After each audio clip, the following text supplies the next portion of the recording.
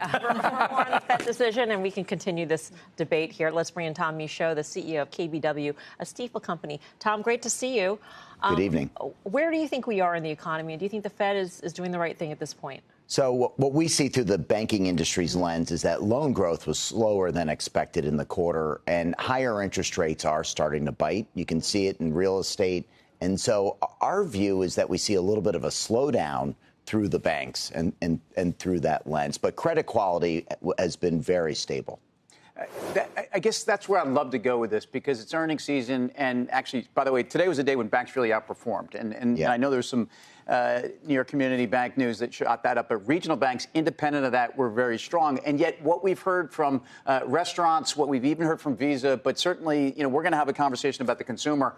That lower-end consumer is cracking. And it feels like, if you listen to the companies, cracking pretty hard. Thoughts? What are you seeing? Well, first of all, a lot of that exposure is not in the banking industry. Yep. Since Dodd-Frank was passed, the whole idea was de-risk the banking industry. So they've been pushed out of a lot of that underwriting. So I would say a lot of that's in private credit and then the non-bank lenders.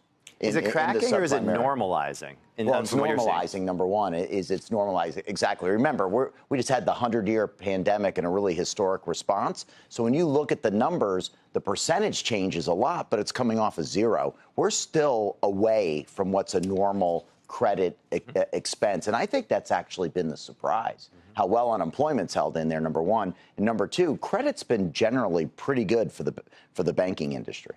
At what point, though, do you start getting concerned that the data points you're seeing about the consumer comes to bite the banking industry? Eventually, the two shall meet, won't they? I think cycles have not been repealed. It's inevitable. I don't think it's tomorrow, and we don't see anything on the horizon. And the other thing, too, is that when you look at a lot of the banks that do have exposure to the commercial real estate that folks worry about, their reserves are over 10% to those loans right now. Global financial crisis losses to the banks were a little bit lower than that.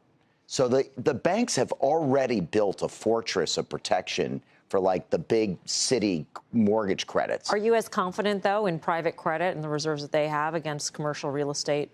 I think this will be the first cycle that private credit's gone through. So there'll be winners and losers. I think there's no question about it. And also, too, one thing that it'll never be repealed is if you grow really fast at something, when you take credit risk, you're a little bit more at risk. And there's been a lot of fast growth in many of those markets.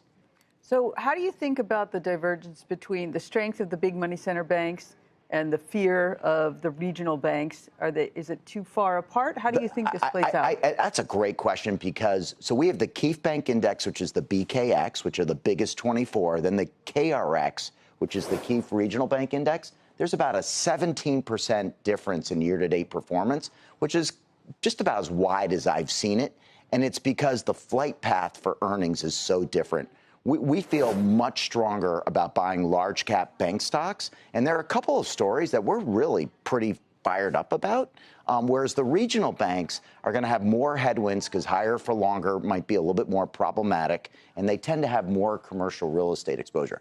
We're not worried about their balance sheets, but there might be some more risk to their earnings estimate. Is there any scenario where you would choose the smaller cap names, the regional names? Because you just touched on where I was going to go. If rates are going to stay high for long, then you have $1 trillion of resets in commercial real estate this year, followed by half a trillion. So we all know the staggering of it. If rates are staying high, is there a scenario where you even waste time with the regional?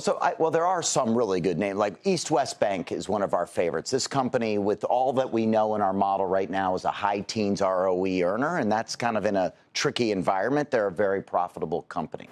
So let's say they're about $75 billion in assets. So that's a name, for example, that we like. But the regional banks don't have the big cities. Think 3-story office park, medical folks in the building, probably fully leased, much different than downtown San Francisco. So they're not. And then also a lot of those loans have independent guarantees from individuals. Believe me, those folks don't like to walk from their credits.